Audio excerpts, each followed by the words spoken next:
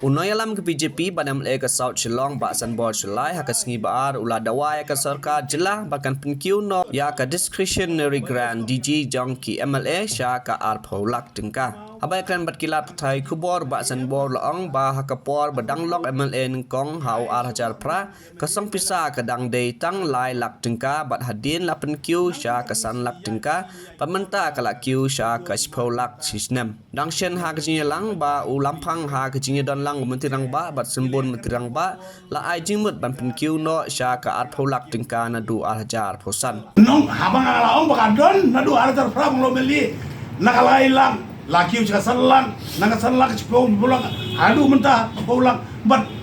nadu sem alatar sang ini ar pulang kacing yakun gajonga banyak keren berpen kongo yo speaker